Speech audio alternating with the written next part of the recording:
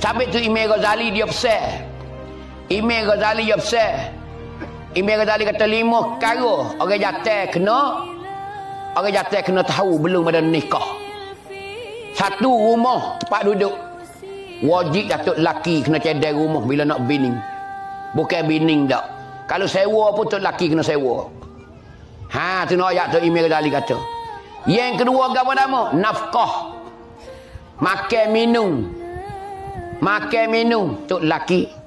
Beras tak ada tok lelaki, bawang tak ada tok lelaki, budu tak ada tok lelaki, garam tak ada tok lelaki, ikan tak ada tok lelaki. Tu makan minum ya. Yang ketiga apa nama? Alat kegunaan. Alat kegunaan hari-hari.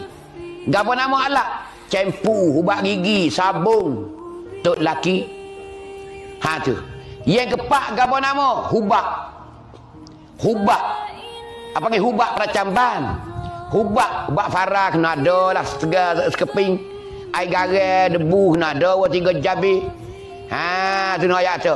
Hubak minyak panas kena ada sejebur 2 jebur. Hubak tahu rumah. Tok laki wajib kena sedia. Tak padang hak tu wajib kena pergi rumah sakit. Yang kelima kawan nama? Pakai bining 2 kali setahun. Ni 5 perkara ingat molek hak tok laki ni. Pakai bining 2 kali setahun. Wajib tok laki kena beli kau bining. Malaikat bining tak si. Bini tak apa lah, wemong kita ada bakar. Hok baru ni pun tak ada lagi. Ha, tak ada apa. Tapi wajib tu lelaki deh. Kalau bini nak, wajib 2 kali setahun. Ha ni wajib tu lelaki ni. Tawak dosa.